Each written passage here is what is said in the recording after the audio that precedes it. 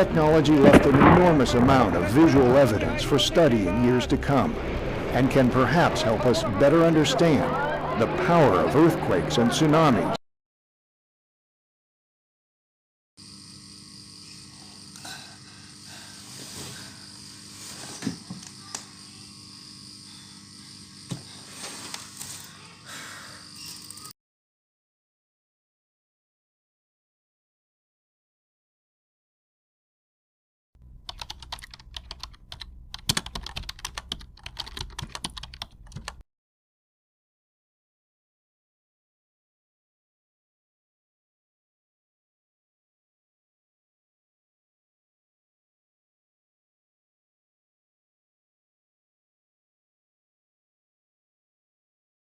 Bayangkan bencana-bencana tersebut menjadi sering terjadi di masa depan.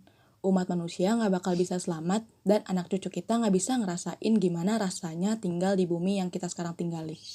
Kalau ditelik lebih lanjut, semua yang terjadi akibat adanya campur tangan manusia yang tidak bertanggung jawab. Mereka mengeksploitasi bumi dan tamak akan kenikmatan alam yang diberikan oleh Tuhan.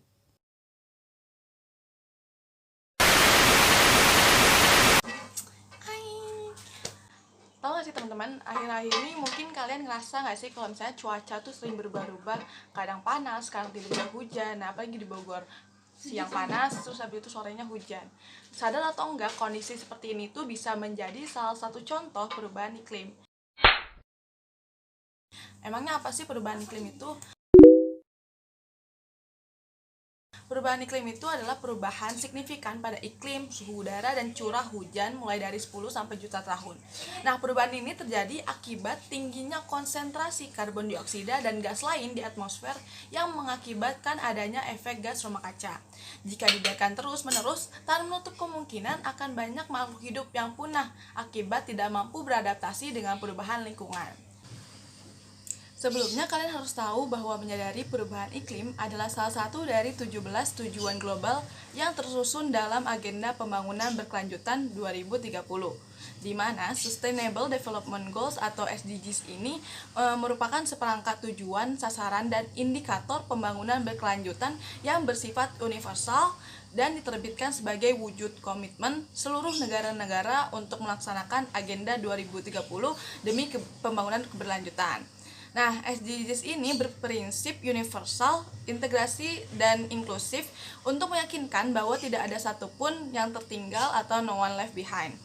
Nah, tadi kita membahas perubahan iklim yang ada di nomor 13, yaitu penanganan perubahan iklim, di mana kita harus mengambil tindakan cepat untuk mengatasi adanya perubahan iklim dan dampaknya. Nah, ada nggak sih cara yang bisa kita lakukan untuk mengatasi perubahan iklim? Tentunya ada, yaitu pertama, kita bisa menghemat penggunaan energi di rumah. Langkah sederhana yang bisa kita lakukan untuk mencegah perubahan iklim yaitu dengan menghemat penggunaan energi. Nah, jenis energi yang paling banyak digunakan di rumah kan umumnya listrik dan panas. Nah, yang berasal dari batu bara, minyak, dan gas yang merupakan gas tak terbarukan. Jadi jika sumber energi tersebut habis, maka tidak bisa dibuat kembali. Oleh sebab itu, kita perlu melakukan penghematan agar sumber energi tersebut bisa digunakan dalam jangka waktu yang lebih lama. Yang kedua, kita bisa menggunakan transportasi umum. Nah, siapa sangka jika menggunakan moda transportasi umum ternyata bisa jadi salah satu cara yang dapat mencegah perubahan iklim. Hal ini berkaitan dengan polusi udara yang disebabkan oleh banyaknya asap kendaraan. Asap kendaraan yang terlalu banyak bisa menyebabkan emisi gas rumah kaca dan berujung pada pemanasan global. Nah, maka dari itu salah satu upaya yang bisa kita lakukan untuk mengurangi emisi gas rumah kaca yaitu dengan cara menggunakan transportasi umum, berjalan kaki, atau naik sepeda. Yang ketiga yaitu konsumsi sayur-sayuran. Tak hanya menyehatkan, ternyata konsumsi sayur juga bisa membantu mengatasi perubahan iklim. Hal ini dikarenakan konsumsi makanan dari tanaman dan mengurangi konsumsi daging serta susu secara signifikan dapat menurunkan dampak negatif pada lingkungan. Umumnya, makanan nabati tersebut menghasilkan emisi gas rumah kaca lebih sedikit. Makanan nabati juga lebih sedikit membutuhkan energi. Keempat itu 3R, reuse, reduce, and recycle, di mana gunakan kembali, perbaiki, atau daur ulang barang yang kita miliki.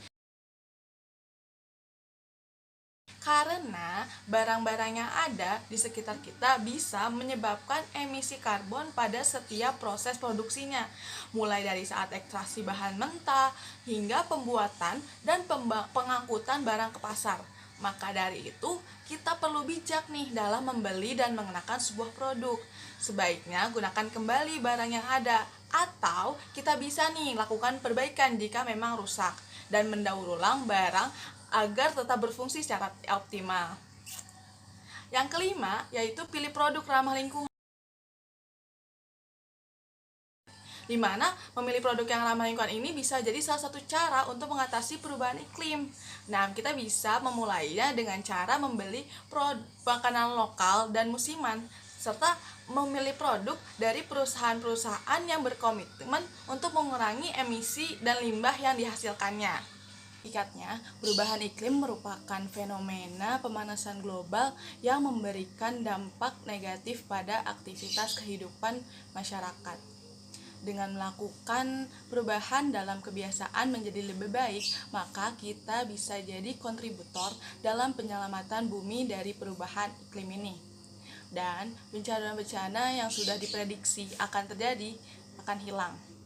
Nah, pemahaman tersebut sangat diperlukan agar kita bisa selalu berupaya untuk menjaga kelestarian lingkungan. Sekian dari aku, bye.